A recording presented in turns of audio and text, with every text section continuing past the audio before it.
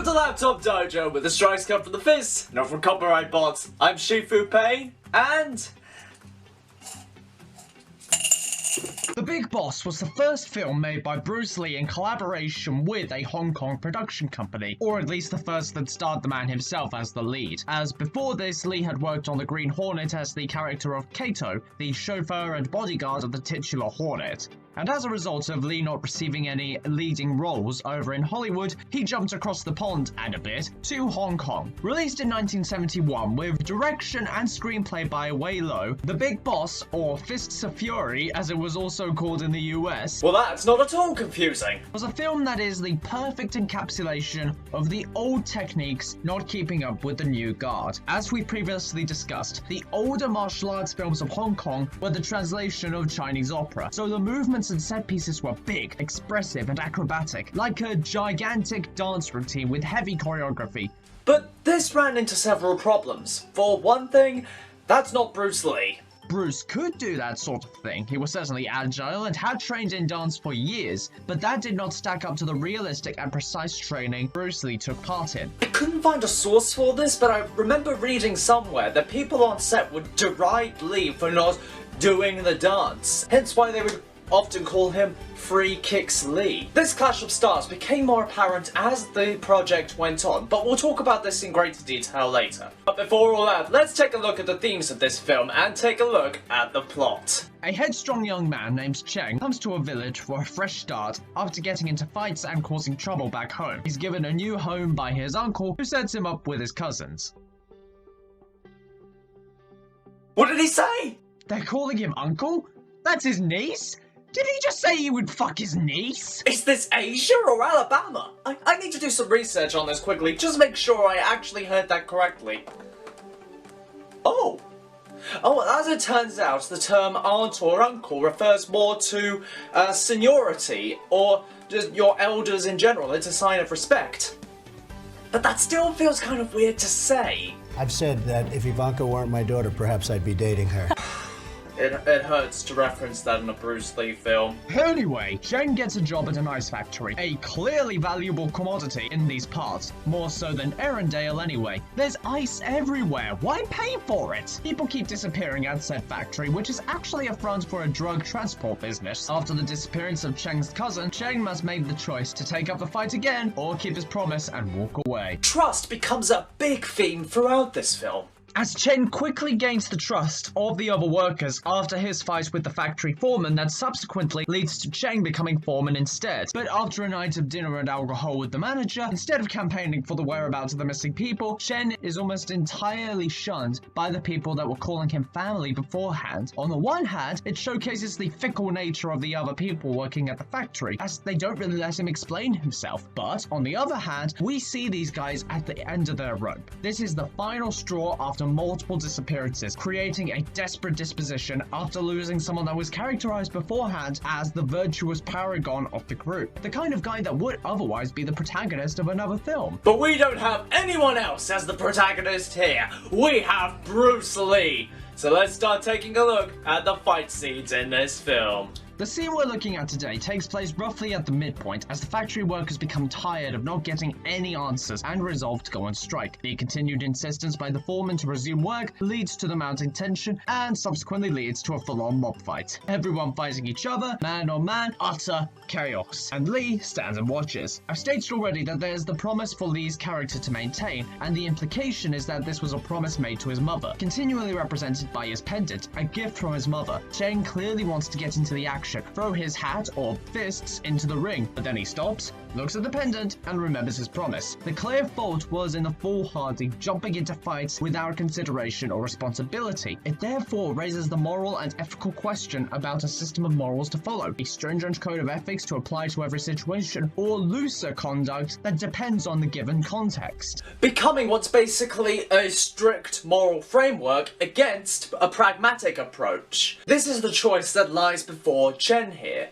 Let's switch gears and look at the cinematography here, as it is a mess. The shots here clearly anticipate large set pieces. It works sometimes as an establishing of scale and relative levels of action. But the holding of these shots makes the brain switch off, as it turns into a jumble of people running around. But it doesn't end there, as we then see some closer mid-angle shots that hold again, this time exposing the lack of concise action. Look at some of these kicks. They're like paper in the wind. Useless. Look at this. Is he fighting with the ice pick or dancing with it? The cinematography in an action scene is clearly not good when it exposes the flaws, and it makes me wonder how qualified these guys actually are. Now, don't mistake all of this as terrible. When they move to a different set piece, the action improves, but that comes with another issue in the form of the holding of shots. There are a couple of continuous shots, a lot of tracking shots, and this becomes a problem because it slows the pace down. The stunt guys need to wait until the camera is in position, and the pacing is slowed down as a result. But stuff those guys, when does Bruce Lee enter the picture? Well, first off, this guy goes ahead and punches Lee in the face for the third time this film, and the guy is still standing. He is the chosen one. But Lee holds on to his promise as a busload more workers enter the fray. Okay, this tracking shot works because it's not focusing on one set of stunt people. It's a whole group with so much happening at once. It's beginning to feel as though they keep improving upon the stuff I bring up as a problem as the scene goes on. It's kind of beginning to feel unfair. Then, calamity! Lee's pendant is ripped from him. Oh, you have chosen death. The ripping off of the pendant becomes symbolic of that promise being taken off of Chang's shoulders, and he celebrates in the best way. Quickly going to a hook kick, roundhouse to the body, and an elbow. 2 guys dropped in the span of 4 seconds! Side kick, and another hook. I will say, it does show the importance of precision when striking. Human bodies are very fragile and can only handle so much punishment before crumbling. Have you ever seen those MMA matches where someone crumbles and is out cold halfway through the first round? What matters when striking is not just power or speed. Striking also requires the consideration of a target. Strike in the right area, conserve your energy, wait for an opening, and strike. Uh-oh, he's got a knife!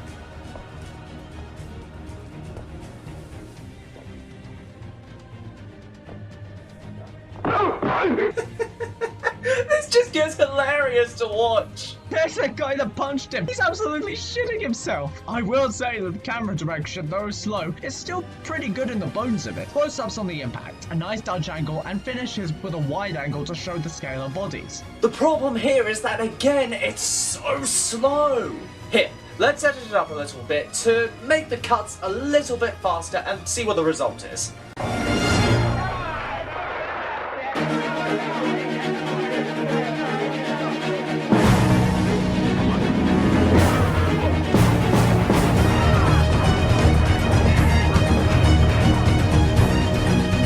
I think it all goes back to that not knowing how to frame Bruce, or not knowing what his speed was. It's not uncommon to hear stories about how his strikes were so fast that the cameras couldn't capture it, so he had to slow them down a touch. In the aftermath of the fight, Chen is made the new foreman in a long game, big-brained move of 300 IQ points to then make him look like an untrustworthy person and take away his newfound status as the people's champion. Another consequence is that Chen's pendant is completely broken, to symbolize his chaining to his promise being broken. From here, the choice is clear to Cheng, to continue down his destructive gung-ho path of throwing his fists, or being more measured, weigh the context, and be more calculated in his approach. I got a bad feeling about this. Chen's roommates are killed as his romantic interest is also kidnapped, to be made a servant to the titular big boss. Cheng chooses the gun-blazing option as he goes to save his friend, who it's clear has a crush on him. All while they refer to each other as cousin. Next scene. Ultimately, the film takes a tragic turn as after the boss is beaten and presumably killed by Cheng just based on the amount of blood, Cheng is arrested to presumably face sentencing. The end! The tragic element comes in when you consider that if Chen had played his cards a little bit differently and approached things slightly in a different way, there could have been a totally better result. He could have gone to the police beforehand for one. Even without evidence, if someone is suspected to be held against their will, it's reason enough to check it out. But if evidence is required, there are like 4 or 5 bodies. That enough is reason to investigate. But instead, Cheng went into a situation which would normally be the end to an action flick. Rescue the damsel in distress, kill the bad guy, save the world. But that's a film. Reality is very different. The real world has such things as charges for trespassing, assault, manslaughter, and first-degree murder. What Cheng was told was to hold back from fighting ever, to hold on to a stringent morality. When that failed, he resorted to blind, ethical practice without consideration of consequence. What Cheng wanted was to save his friend, but what he needed was the clarity to be pragmatic and consider his options. So with that being said, what does this film leave us with? First of all, on the martial arts side of things, I've mentioned that precision is key, as it factors into strategy. Let's say an opponent has their guard up, they're guarding their chin, and they're fairly stable. What do? You could go for their legs, but that's not a guarantee. What you want is to lower the guard. To do that, you can throw some body shots, wind them, and cause them to drop their guard slightly. A hook and a jab later, and it could be a different story. It goes again back to that idea of pragmatism. You must consider your options, the context. It's all well and good to have a strategy going in, but there's not a guarantee of this succeeding once in the ring. And this is very true of life as well. You can go through life with a 5 or 10 year plan ahead of you, know exactly where you want to go, exactly what you'd want to do in life, but you have to be willing to accept that life can be unexpected. You never know what's going to come around that next corner, what's going to come up next, the next opportunity or the next heartbreak. And maybe that's for a good reason. Maybe we're not meant to know just what will be coming next. All we can really do is do what we feel is correct, or what we feel is right and just. Navigate our way through and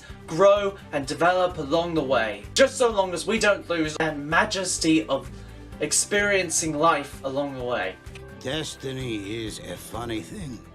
You never know how things are going to work out, but if you keep an open mind and an open heart, I promise you will find your own destiny someday.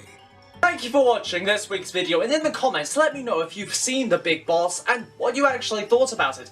Like I said, I thought the pacing was particularly slow, especially at the first half.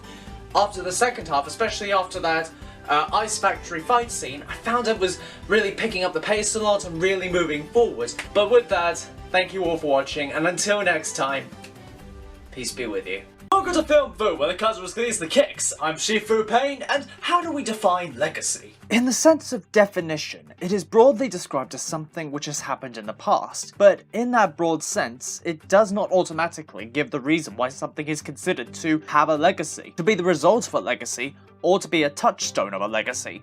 I mean, if I exclusively decide to eat peanut butter sandwiches, does that then leave a legacy on my children, my grandchildren, or the peanut butter industry as a whole? So if we look at things which are characterized with that term, we have things such as preparations for after death, with what our relatives and spouses are bequeathed, items or technology which are routinely used even though they are out of date, and films which cement someone as a part of the cultural body. Ah, you see, I wasn't just being a windbag, which brings us on to today as we take a look at what I consider to be Bruce Lee's legacy film. Directed and written by Wei Lo, Fist of Fury, or The Chinese Connection, or the original title of Jingwu Men, was released in 1972 and serves as Lee's second major film role following the previous year's The Big Boss. Now, why do I say that this cemented the legacy of Bruce Lee?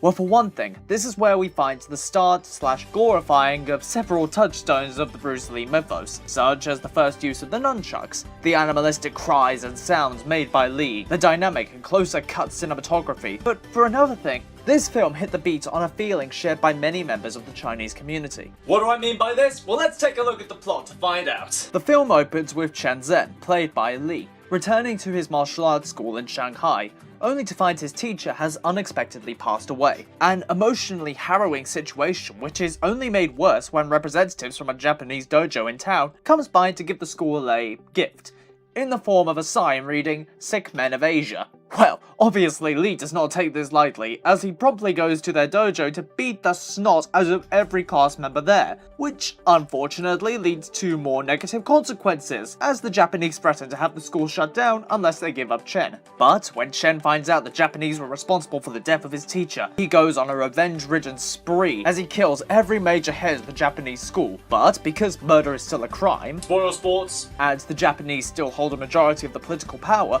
Chen is arrested, with the film ending with him making the Japanese promise to leave the school alone.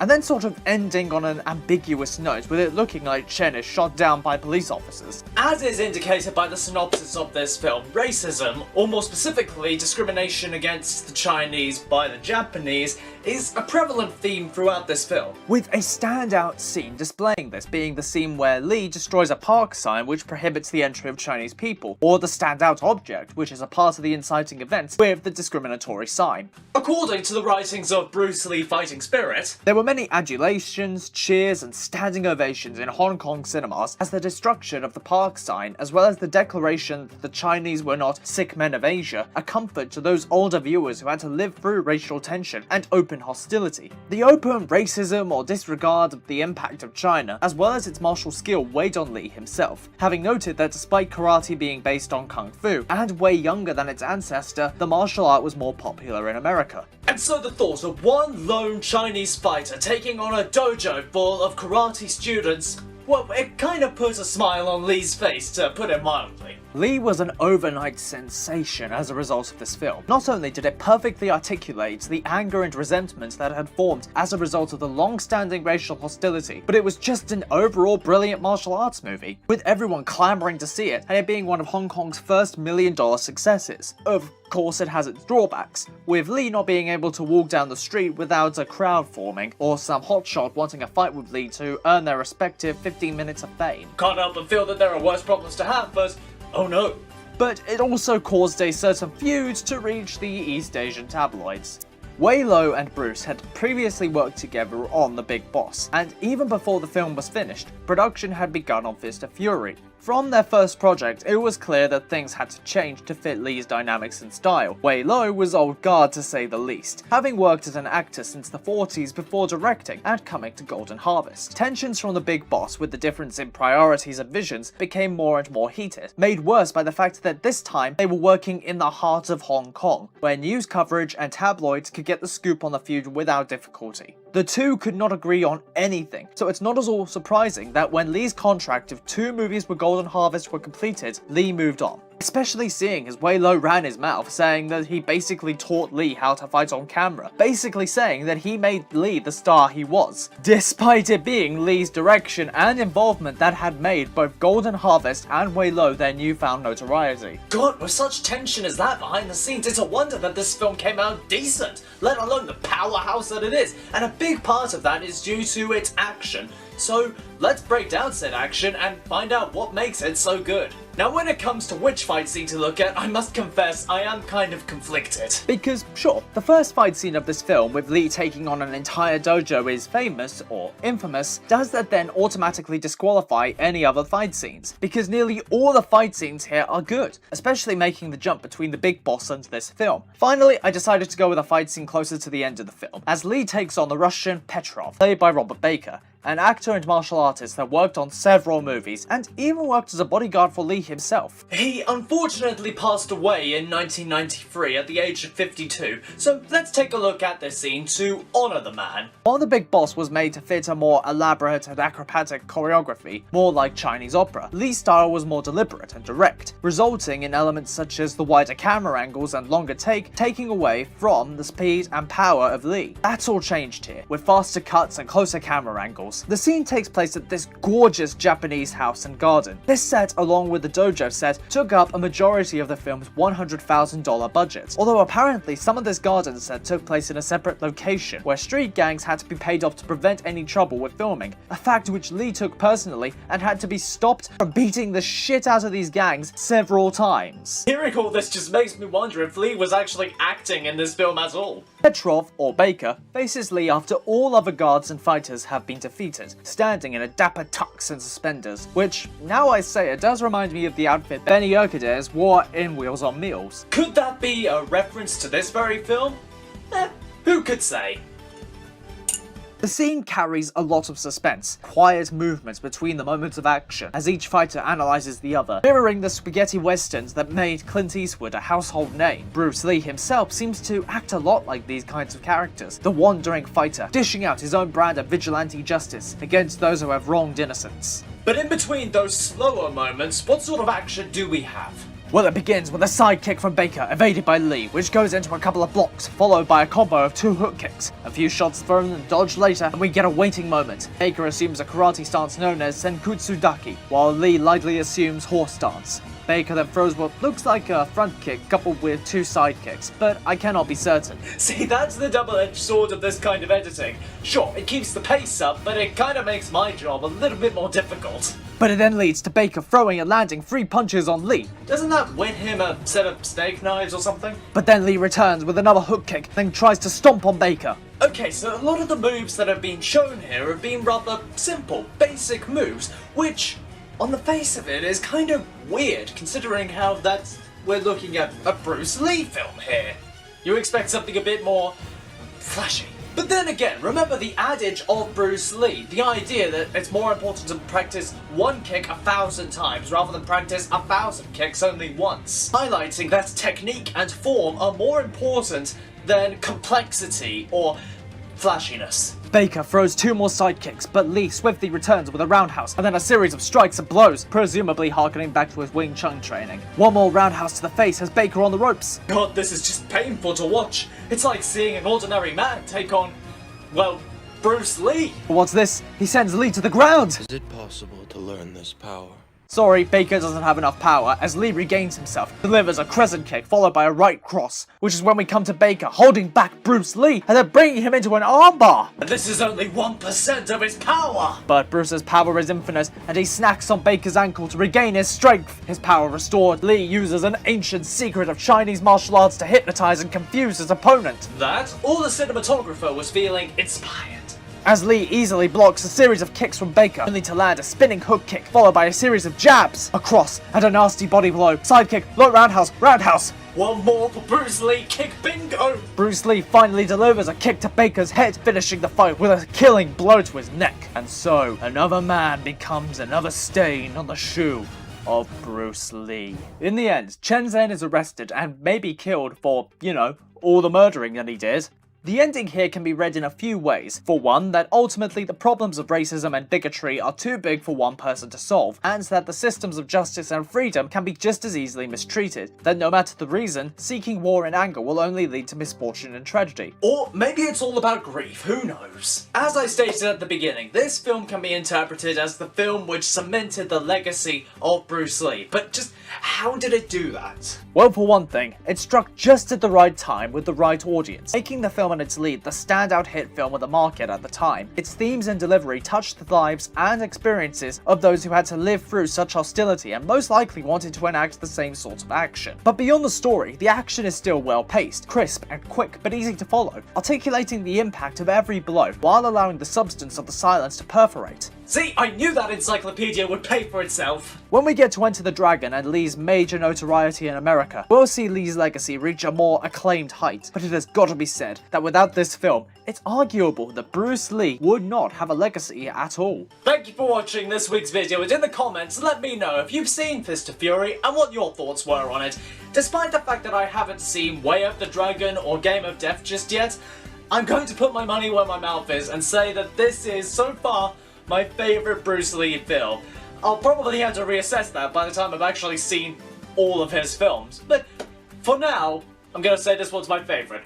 But until then, thank you all for watching this week's video, and until next time everyone, peace be with you. And so, the legend continues. Following the massive success of Fist of Fury, Bruce Lee became an overnight celebrity, having struck the vein of how many in the Chinese community were at the time feeling. And with his 2-film contract having run out at Golden Harvest, production companies were banging down his door trying to sign him to a contract. Considering how Bruce's falling out with director Lo Wei had been so greatly publicised, such a competition for Bruce's signature would have been inevitable. And while this was all true in the Asian market, the American market had not quite yet realised Lee's star power, passing on Lee to be the lead in a television show called Kung Fu, a part which Lee coveted greatly, instead hiring David Carradine, a move which I expect the producers lived to regret. Sadly, Bruce was still only known as Kato in America. Even though this rejection stung Lee, he was determined, and perhaps spurred on by this, to become a success in the Eastern market before America. So he partnered with his friend and a producer from Golden Harvest, Raymond Chow, working together to form a new production company known as Concord, with Chow handling the day-to-day business while Lee focused on the creative. This being the writing and directing of his new film, Way of the Dragon, released in 1972. Lee's experience with Lo Wei on his 2 previous films had taught him a valuable lesson about the effort put into films. As such, Lee negotiated that not only would he be paid a flat salary for the film, much like other actors, but also gain a percentage of profits. An action which set a standard. As other leading actors followed in his wake, asking for the same, with this also trickling down the line to other members of the crew. One would think this would have caused a dip in profits, as everyone had a share of the pie, but it in fact caused the opposite, as the effort and standards of films increased, making more people willing to see the films, as the quality subsequently improved from what was once slapdash or good enough. We have this to thank now for the high value and effort placed into modern action movies today, with more effort and money poured into them than ever before. So while this film is significant on a cultural level, what about on a filmmaking level? Let's take a look at this film and find out, starting with the plot. Lee stars as Tang Long, a young man sent to Rome by his mentor to help an acquainted restaurant, currently being pressured to sell by a local gang. Once settling into the culture a bit, he begins protecting the restaurant from the local thugs as well as the owner, played by Nora Mayo. Along with this, forming a friendship with the waiters, who are practicing martial artists in their own right. But when the leader of the gang tries and fails to send Lung packing, he sends for out-of-town help. Will Lung survive a battle with these baffling bruisers? Will the restaurant be serving their final orders? Why is a raven like a writing desk? This is very much the film where Bruce Lee wanted to showcase more of his acting range, and showcase that he could be more than just the vengeful stoic. People wanted him to be the action star, kicking ass and taking names. And while he didn't mind this, he also wanted to showcase more, integrating more of the philosophy of martial arts into the film, including the idea that it does not matter where you learn from so long as it works. An idea very much in line with modern MMA.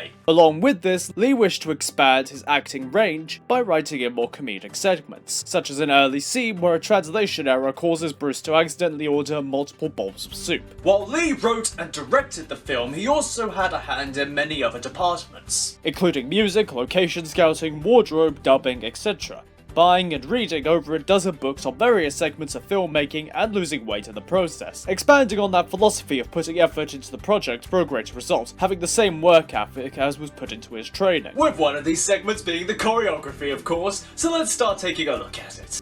Bruce Lee has evolved. Crowds cannot stop him, nor can Russian champions. Only one man can stop him now, Chuck Norris. Arriving in this film with his beard protecting America apparently, the two were actually training partners, with Lee asking Norris to be the final fight of the film as he feared having anyone else would be a poor choice, even asking him to bulk up by 20 pounds to be more intimidating on screen. The slow build up to the actual fight is brilliant, hearing the sounds of them prepare as the tension builds in the slow silence, seeing two warriors from across the ocean meet to do battle in the Colosseum. This was most certainly worth the not getting shooting permission. The fight begins with 3 kicks from Lee, all blocked, a testing kick from Norris with another by Lee, and how about some more? A roundhouse from Norris connects, sending Lee to the ground. Finally, a worthy opponent. Lee returns, but is blocked, and Norris delivers a flurry of strikes before throwing Lee to the ground. What a way to start the fight. Showcasing how if this was anyone else, the fight would have been over quickly, highlighting the threat of this character. But this is Bruce Lee we're talking about, the only man strong enough to pull Chuck Norris's chest hair and live to tell of it. But another of Lee's kicks is blocked as Norris delivers a roundhouse to the body, a combo of hook punches,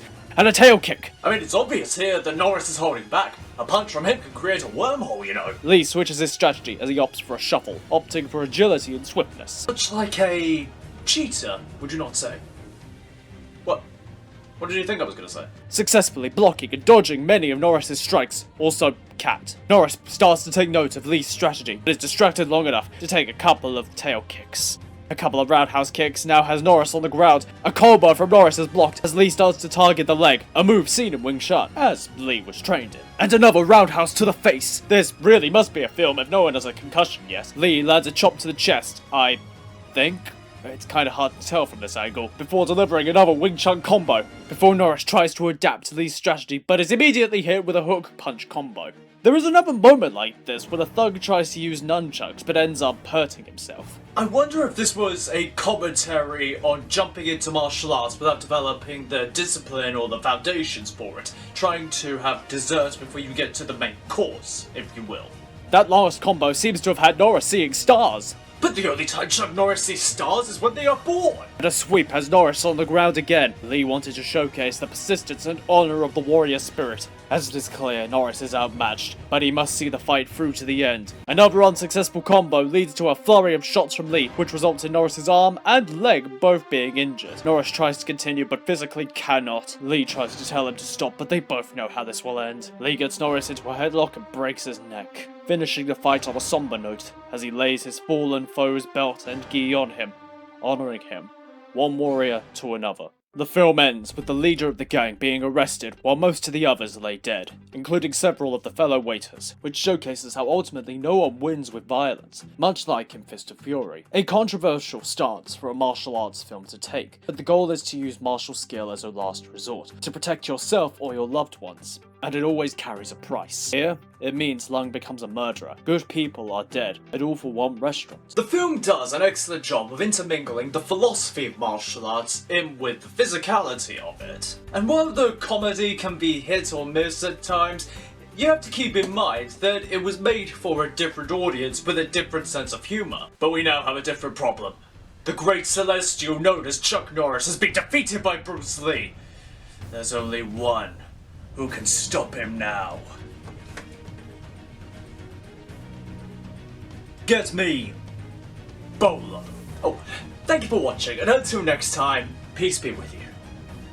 Normally I would save something like this to the end of the video, but Enter the Dragon or Mortal Kombat, who did it better? Following the completion of Way of the Dragon, Bruce wanted to take some time out to recharge and relax a bit before moving on to any new projects. This never happened, of course, but imagine if he had. Bruce began work on his next directorial bout with Game of Death, a film we'll talk more on when we get to it. As while this was going on, Warner Bros. Executive Fred Weintraub had been following Bruce's rising stardom, showcasing tapings of The Big Boss and Fist of Fury to his colleagues in the hope of signing Lee to a film. Weintraub went to the then head of Asian distribution, Richard Ma, who, after realizing how popular the kung fu film market was becoming, began to try and convince others on it. They were eventually able to convince President Ted Ashley to give the project a chance, and with a budget allocated of $500,000, hired Michael Mallin to write and eventually hired Robert Klaus to direct. All that was left was to secure Lee to the project, and although Raymond Chow was initially hesitant, all were eventually on board with the 1973 released Blood and Steel, or as it later became known, Enter the Dragon. Before we really dive into the meat and potatoes, let's take a look at the plot. Bruce Lee returns as the Shaolin Temple's best warrior, no surprises there, who is invited to a worldwide martial arts tournament held by a former elder of the temple. Lee is spurred to go by an agent of British intelligence who asks him to go and gather evidence of drug smuggling and human trafficking. Lee attends the tournament along with two American veterans, with John Saxon playing the gambling problem having Roper and the cool under pressure Williams played by Jim Kelly. Once it is made clear what is really going on the island, Lee must fight to stay alive with an army of fighters and the one and only Bolo on his tail. And here we've got Bruce Lee vs. Bolo. Now that is a fight worth watching.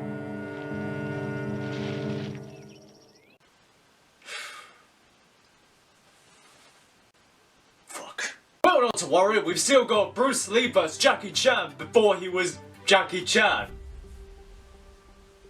This was what Bruce Lee had been building towards, his first big break into the American market, something he had been wanting since his rejection from starring in Kung Fu. Despite his success in Hong Kong, Americans only knew of him as Kato. American filmmaking was and still is a completely different ballgame to Hong Kong, where he had so far found success, and this was something he was concerned about, whereas in previous films Lee had been more of the everyman, An insanely talented everyman, but still dealing with problems that were on street level, or at least were more relatable to the average Asian viewer, unlike in this film where he had to take on a more Bond-like persona, with secluded islands, calculating villains, acid baths, and death traps. This is starting to sound like a bad comic book plot. He had accounted for this by writing humor more appealing to Asian viewers in Way of the Dragon, and after the raw emotion of Fist of Fury, he was a cultural hero, and did not want to risk alienating his fellow countrymen. With tensions only rising during production. There are stories of writer Michael Allen making flippant remarks towards Lee and the quality of the film, most likely stinging a perfectionist such as Bruce, as well as intentionally making the script more difficult for the multilingual Lee,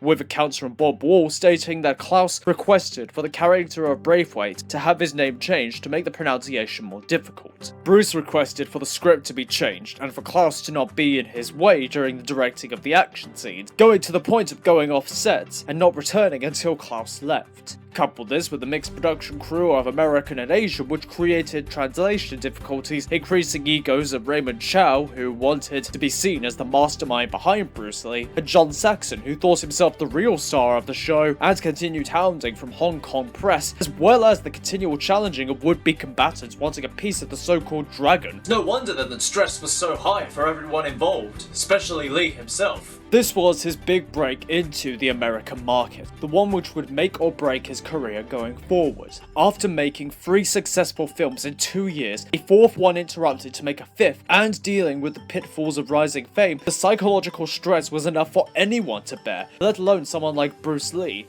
unable to sleep, staying awake for long nights to work out choreography and draw diagrams, and often physically pushed to the limits in training and coordinating fight scenes in which he had to perform multiple grueling techniques while still acting for multiple takes at a time, in humid conditions. Lee quickly became dehydrated and lost copious amounts of weight, on top of the weight he had already lost working on Way of the Dragon. You only need to look at stills of the big boss compared to Enter the Dragon to see the toll the film took on him, with an up to 2-year difference between photos. A stress which only mounted as superstition into the fray. Asian sectors of the film crew became paranoid and worried about the fate of Bruce after he was twice injured on set. First in the fight scene with Bob Wall on a smashed glass bottle cutting his hand after several takes where things had gone smoothly, and then again when Lee was bitten by the rattled cobra that was thankfully drained of venom. Again after multiple takes where things had progressed perfectly. If this is not a metaphor for going too far after already doing enough, I don't know what is. Paranoia was in the air towards someone who they saw as not just their champion, but one of their own, who routinely worked himself to the bone, earning the respect of his fellow stuntmen, and they him. But just how does all of this work into the film? Let's take a closer look at this film's fight scenes to find out. This scene takes place in the underbelly of the island. While this would typically be metaphorical journeying to hell, forms of sin instead infect every facet of this compound, from lust to pride. So this is a deeper layer of hell? Whatever it is, after Lee sends a telegram to British intelligence to send reinforcements, the guards come to arrest him. One tries to grab him, but he traps the guard's arm in a circular block before delivering a body shot to the side, quickly throwing a second over himself, and delivering a roundhouse to a third who was conspicuously in his gi. Evening training? Before long, he blocks a flying kick before delivering presumably a sweep, but we cannot tell due to the angle. A combination of outside kicks before blocking and striking in a quick succession. A lot of these techniques come courtesy of Northern Shaolin, a style of kung fu which Lee himself was not really a practitioner of, and it wasn't really in his regular wheelhouse or what he really taught, but it was deemed more theatrically appropriate. The earlier fight with Bob Wall was probably closer to his actual style. But anyway, a combination of kicks leads to a movement blocked by the stuntman, but based on the angle and reaction might have been to the neck, another leg block, body blow, and a quick throw as a wild Jackie Chan appears. This was that point in his career where he was breaking into the industry but needed some extra work. And who can say no to being hit in the face by Bruce Lee? Another flurry of strikes to whet our appetite, at first putting his Wing Chun training to work before again becoming more theatrical. Lee takes a star from a guard in a roundhouse combo, putting it to great use before switching to the eskrima sticks. He then moves to the old familiar nunchucks. This element of the fight scene, whether decided by Lee himself or by Allen, showcases an evolution to Bruce Lee's abilities. So far, he has gone from one nunchuck to two to multiple weapons. Although, maybe this was also done because the UK had a nunchuck embargo at the time, but at least this way some of the fight will be shown. Maybe that's also why he only uses them on 3 guards. In any event, he is cornered in the cliched death trap and is forced to wait to be be executed. Oh no! Anyway... The film concludes with Lee facing down Han. The climax and location of the Hall of Mirrors is instantly iconic. I wonder if this was a request from Bruce Lee himself during the rewrites, as it plays into those more philosophical notions of dispelling reality from illusion. But even so, it feels more like Han is a character ripped from those classic Bond films, especially when compared even to Chuck Norris last time. This is less the back and forth rhythmic dance of Bruce Lee, and more like a spy thriller. You can see more where the two ideas really conflict and why Lee himself was so hesitant about it all. Even so, the film ends with the facilities being overrun by prisoners, who are played by extras that included members of the Chinese triad, who used the chaos of this climax to settle old scores. Lovely. As we were also robbed of seeing Bruce Lee fight Bolo, but then I suppose with him having just fought Chuck Norris and about to fight Kareem Abdul-Jabbar, it wouldn't have meant much to see Bruce fight another big guy. And even so, the variety did not slow down this film, as it became an instant classic. Suddenly, the martial arms race was on, and everyone wanted to have their own piece of the proverbial pie. All of them wanting to have the next big martial arts film in the West. And despite all the stress and it wearing him down pretty hard, this film still skyrocketed Bruce Lee's career to unimaginable heights, jettisoning him into a much wider audience. But unfortunately, Bruce Lee would not live to see any of this. We'll go into more detail about this next time, but until then, thank you all for watching, and until next time, peace be with you.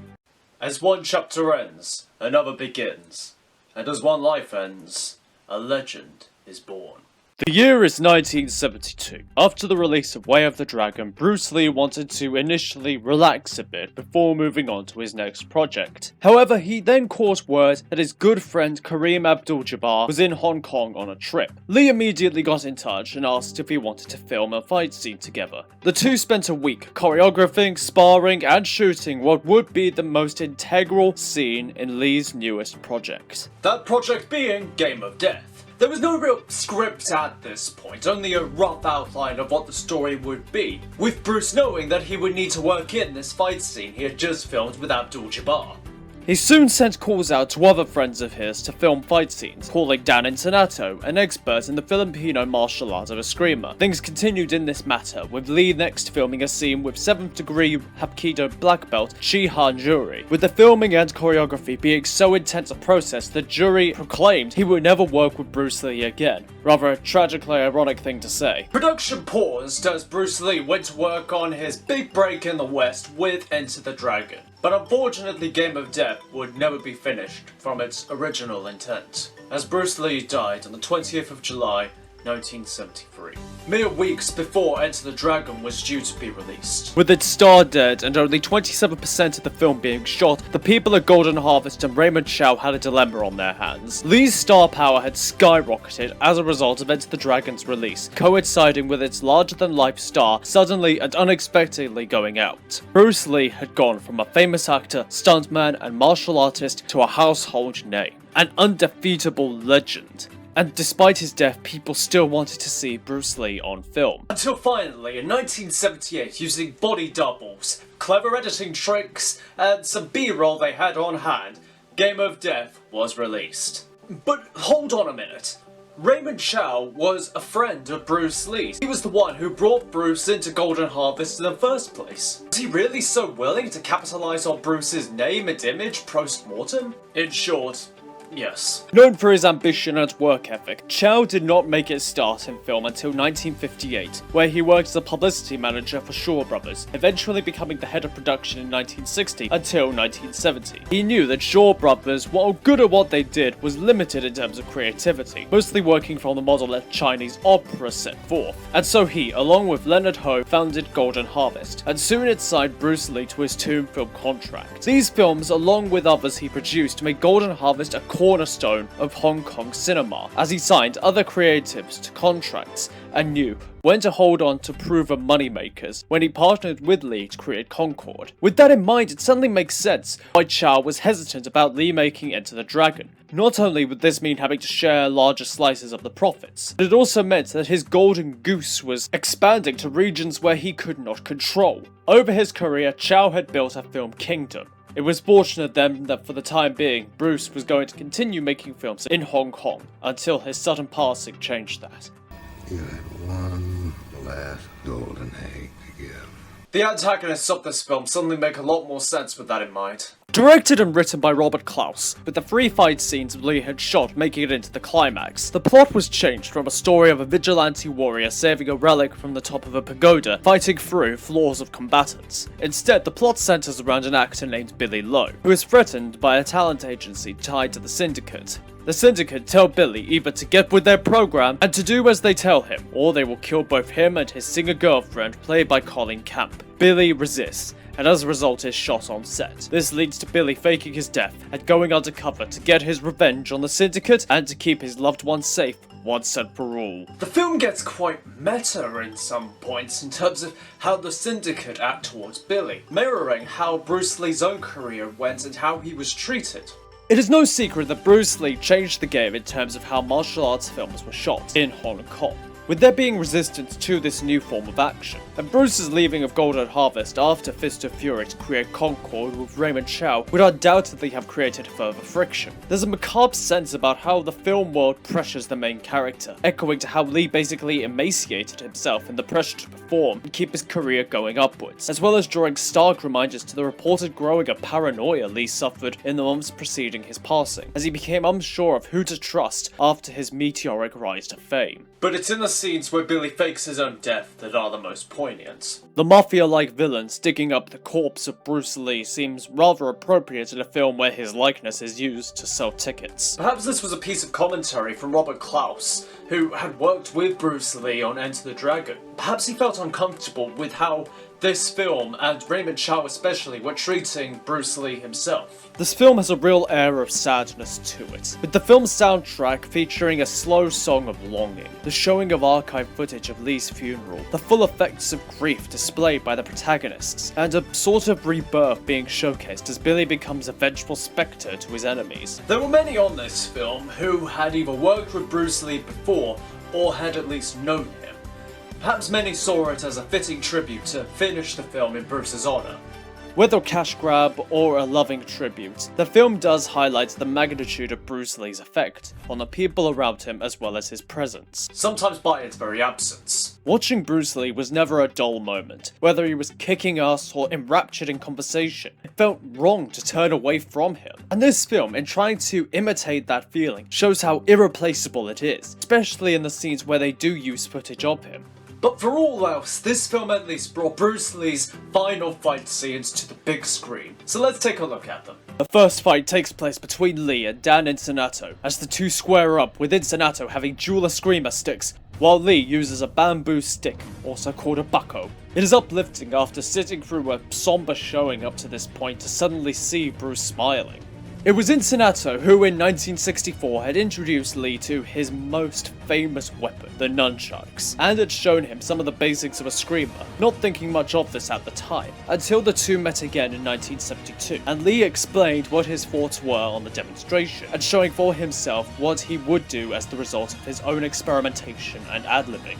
Only for Insonato to tell Lee that what he had done was a highly advanced eskrima technique. This exchange, as recounted by Insonato years later, illustrates what Lee wanted to emphasize in his film, imagination trumping tradition. Lee immediately delivers a strike to the face before dodging free from Insonato. Lee whips Insonato in the wrist, disarming him with one stick and making the fight more even, as it seems more so that Lee is toying with Insonato, with that sort of glint in the eye a teacher would have during a dialogue, needling you to figure out the answer yourself. The fight then progresses to nunchucks, with Lee first attempting to hit with reverse grip, before connecting a blow on the recoil, a shin kick and a chamber strike for Lee, but Insonato retaliates with a connecting blow. Lee hits Insonato's wrist, a common occurrence in weapon sparring, before delivering a roundhouse and a dragon tail kick. The two trade nunchuck spins and tricks before Lee sends Insonato a kick combination, with the vignette ending with Lee using the nunchucks to break Insonato's neck. Be careful not to choke on your aspirations, Dan Insonato. As the fight moves to the next floor, we see Chi-Hun Joy waiting to be painted like a French woman. Joy is almost immediately struck by a roundhouse, as the two then proceed to feel each other out. But soon, Lee strikes with a right as the two trade blows until Joy grabs and throws Lee to the ground twice. But Joy overestimated himself, as Lee counters a third and leg grabs Joy, proceeding to strike with a harsh flurry, and eventually finally sending Joy to the ground with a neck grab. Lee delivers yet more kicks and blocks several more before grabbing and pulling Joy's legs out from under him. In an unorthodox move, he strikes Joy several more times while on the ground and finishes by breaking the Hapkido man's back.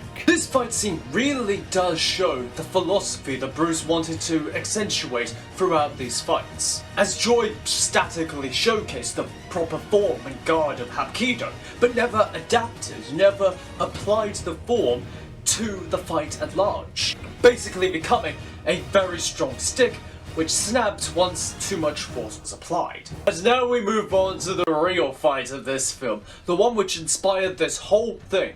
Bruce Lee versus Kareem Abdul-Jabbar. Lee moves to strike at the sitting contender, but KAJ easily front kicks the dragon away. This was the first scene that was filmed, and so it was the first time that Lee wore the iconic yellow jumpsuit. According to the costume designer Andre Morgan, it was a practical decision made so that the footmark left by Jabbar would be clearly seen. It really is fun to sometimes see just what legendary things are just put together by accident.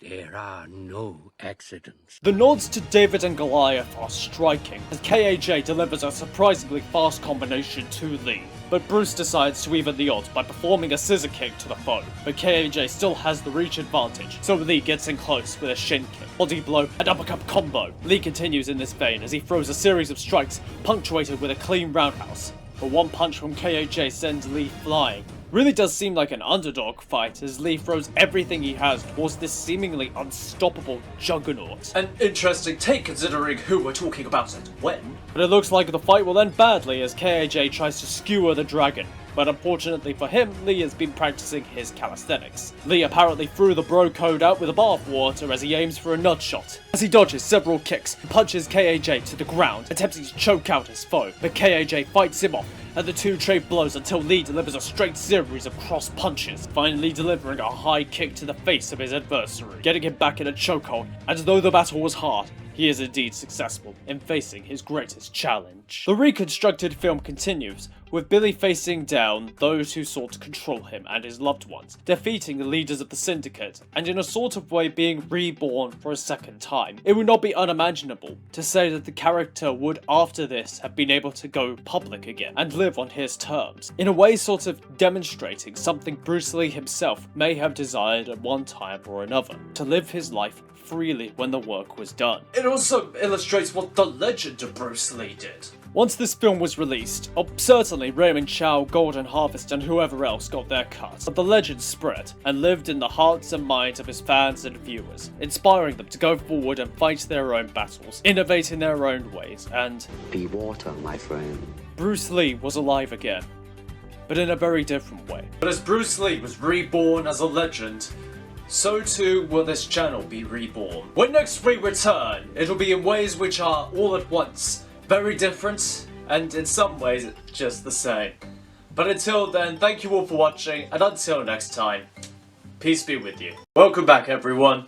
The year was 1973, and Bruce Lee was on top of the world. He had 3 successful Hong Kong films under his belt, a 4th one about to be released to a wider audience than ever before, and a 5th one in the middle of production. He was known not only for his martial skill and physicality, but also his philosopher's nature and charming personality. He was a hero to many, a teacher to others, an inspiration, a cornerstone, and agreeably someone with a very bright future ahead. Until the day this shining star suddenly went out, and this sudden passing has only intrigued many since then, and caused the man to become a myth, a legend beyond the material. But are there any lessons to take away from what happened? And what did actually happen? Why are we still so fascinated by it that we continue to theorize about what happens to this day? Let us now take a closer look and find out. It all started on the 10th of May 1973. During a day of post-production work for Enter the Dragon, the film required voiceover and ADR work, Re-recording lines in a booth so that they'll be clearer in the finished film. It was an intensely hot Los Angeles day, with a broken air conditioning system in a stuffy room that had poor ventilation. It is no wonder then that Bruce stated he needed to step out for a breath and a drink of water, only for him to collapse and pass out in the studio bathroom. Bruce was rushed to hospital, where he ran a fever of 105 degrees and swam in and out of consciousness, being finally diagnosed with cerebral edema, or excess fluid causing swelling in the brain, being given a dose of Maritol, a dehydrating agent, to lower lower the swelling, and after 2 hours of sudden bursts of violent seizures, which necessitated the restraint of his limbs, Bruce eventually regained consciousness. There were no physical causes for his symptoms, but it soon came to light that before this event, Bruce had eaten both a cannabis leaf and a nibble of a hash brownie. Perhaps don't put those ingredients in the next batch. As the weeks passed after this event, it seems that being in such a state had rocked Bruce to his core, as I'm sure it would for anyone, differing from his usual training routine and notably growing in anxiety. He had seen that his career was about to skyrocket with Enter the Dragon. More eyes would be on him than ever before, and the pressure would build to even more innumerable degrees than ever,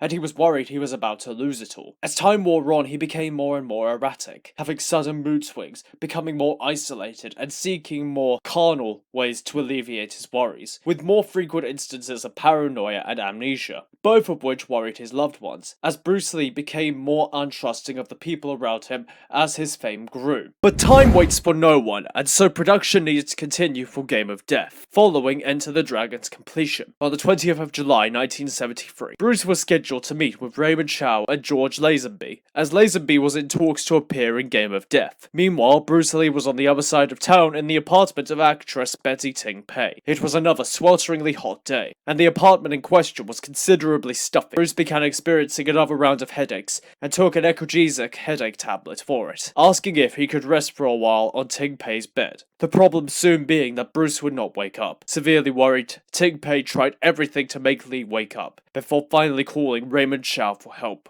When Chow finally arrived at Betty's home, he also could not rouse him, calling an ambulance which took the dragon to Queen Elizabeth Hospital, and calling Bruce's wife Linda to let her know of the situation. The doctors tried to do all they could to save Bruce, trying for hours to rouse him, but it was already too late. Bruce Lee was dead. Oh, darn, he's dead!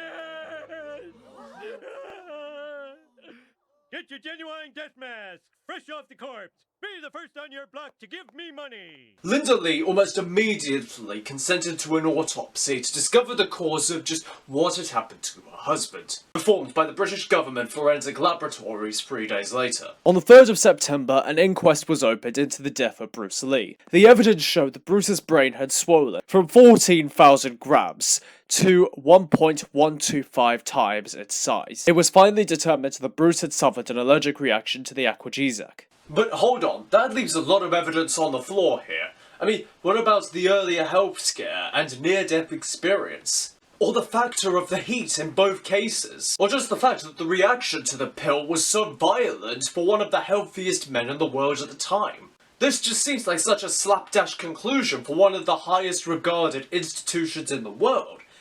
And that's because it kind of was. In the time since this inquest, the involved doctors have given other, more rounded opinions of what happened to Bruce Lee. Lee's body fat percentage at the time of his passing was exceedingly low at around 1%, which we ourselves have documented looking through his films of how much weight he lost during the process of working on his various projects. And little time to rest between projects. He regularly ate cannabis leaves and nibbled on hash brownies, such as he did before the first health incident, explaining how he did this as a form of stress relief to, quote, slow down time, and better process information with how hectic his life had become. And process is the right word, as without the regular levels of body fat and a much faster metabolism, it's posited that Bruce was more susceptible to the effects of the active ingredients in both substances, with the heat most likely catalyzing the process further in both cases. Recent evidence also claims that Bruce's kidneys had been damaged in the line of his work, making it more difficult for his body to process the compounds. The headache pill likely only exacerbated the already present issue. So this is a case where the drug use exacerbated the already existing issues that Bruce Lee had sustained in the process of making his way to the top. A tragic story in all circumstances. So why was this diagnosis not put forward in September 1973? Why was it only posited so many years later? The main reasons seem to be cultural rather than medical. Bruce Lee was a cultural hero, the one to show that the Chinese people had more to offer than insensitive stereotypes and Tiffany's or opium pipes. Bruce Lee made their landmark martial art cool and brought it officially to the West, forged careers for many, and raised the rights of his fellows by his mere example. Bruce brought action films in Hong Kong to the modern age. So if his sudden unexpected death was tied to the foreign evil leaf of cannabis, tied inextricably to the hardly working and disruptive hippie movement from the West, the brush painted would have been a vile one. It would have permanently tarnished the legacy of Bruce Lee and risked jeopardizing all he had stood for. Film needs its true hero. The cannabis usage was stricken from the record, and Bruce Lee's legacy was left untarnished. But even without the factor of drug use, the circumstances surrounding Bruce Lee's death were suspicious enough that it didn't really take long for people to begin theorizing about just how he had passed. The statement initially put out by Raymond Chow stated that Bruce had died at home, in his garden with his loving wife by his side. A romantic image that was immediately shattered. Reporter Henry Pawani snuck into the hospital to look into the ambulance call records, finding and reporting the day before the funeral that Bruce Lee had died in the home of Betty Ting Pei. But even immediately after his passing, many speculated ways the dragon died, ranging from being killed in a tournament, or that it was all a publicity stunt to promote his newest film, and others stating he had overdosed on an aphrodisiac. Okay. Or the more on-brand idea that he died in a drawn-out fight against 20 to 30 men who subsequently beat him to death. And in the time since 1973, many more theories have cropped up surrounding the circumstances around Bruce Lee's death, each one more elaborate than the last. One being that instead of a bad reaction, he was poisoned. This was a theory probably cooking ever since it was revealed that Bruce had died in Betty Ting Pei's home. The theory goes that Ting Pei was an illicit lover of the dragon and grew jealous of his marriage to Linda Lee, and so decided that if she could not have Bruce, then no one could, slipping more than a headache pill to Lee. But of course, if Bruce Lee was poisoned,